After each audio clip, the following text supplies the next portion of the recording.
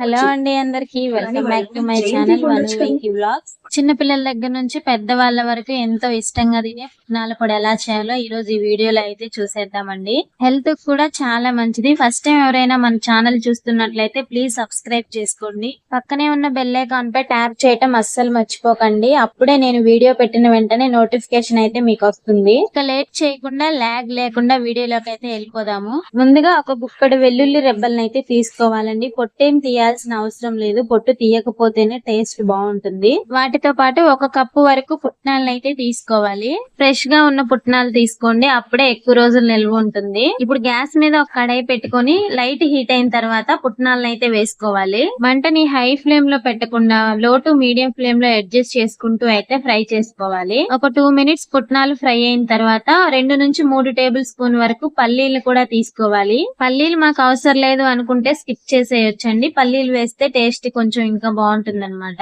పల్లీలు కూడా వేసిన తర్వాత 3 నుంచి 4 నిమిషాలు అయితే ఫ్రై చేసుకోవాలి. మరీ ఎక్కువగా కలర్ చేంజ్ అవ్వాల్సిన అవసరం ఏమీ లేదండి. లైట్ గా కలర్ చేంజ్ అయితే సరిపోతుంది. ఇలా ఉంటే సరిపోతుంది అనమాట. ఇప్పుడు గ్యాస్ ఆపేసి ఇవన్నీ ఒక గిన్నెలోకి తీసుకొని పూర్తిగా చల్లారనివ్వాలి. ఈ పుట్నాలని పక్కన పెట్టేసి ఇప్పుడు ఇదే కడాయిలోకి కొంచెం ఆయిల్ వేసుకోవాలి. ఆయిల్ హీట్ అయిన తర్వాత ముందుగా పక్కన పెట్టుకున్న గుప్పెడు వెల్లుల్లి రెబ్బల్ని ఇందులో వేసుకోవాలండి. వెల్లుల్లి రెబ్బలు ఇలా డైరెక్ట్ గా కాకుండా లైట్ గా కచ్చా పచ్చాగా దంచి కూడా వేసుకోవచ్చండి. వెల్లుల్లి రెబ్బలు వేసిన తర్వాత మంటని లో ఫ్లేమ్ లో పెట్టుకొని ఇలా కొంచెం కలర్ చేంజ్ అయ్యేంత వరకు అయితే ఫ్రై చేసుకోవాలి. వెల్లుల్లి రెబ్బలు కొంచెం కూడా మాడకూడదండి. అలా మాడాయి అంటే టేస్ట్ బాగోదన్నమాట.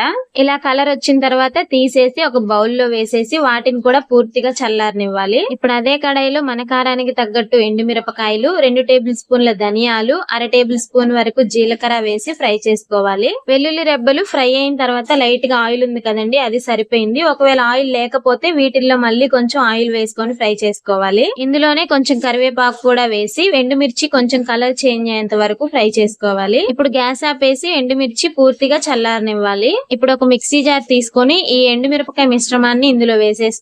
వీటితో పాటు ఫ్రై చేసి పక్కన పెట్టుకున్న గుప్పెడు వెల్లుల్లి రెబ్బలను కూడా ఇందులో వేసుకోవాలి. మన రుచికి సరిపడినంత సాల్ట్ కూడా వేసుకొని మిక్సీ పట్టుకోవాలి. ఈ పొడిని వేడి వేడి అన్నంలో వేసుకొని నెయ్యి వేసుకొని తింటే చాలా బాగుంటుందండి. అంతేకాదు కొంతమంది కర్రీస్ లో, ఫ్రైస్ లో కూడా వాడతారు.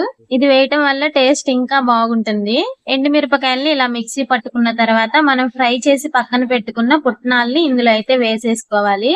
పుట్నాలన్నిటిని ఒకసారి కలిపేసి మూత పెట్టి మిక్సీ పట్టేసుకోవాలండి. దీన్ని ఒక బాక్స్ లో పెట్టేసుకొని వాటర్ ఏమీ తగలకుండా ఫ్రిడ్జ్ లో స్టోర్ చేసుకుంటే ఎక్కువ రోజులు ఉంటుంది అనమాట.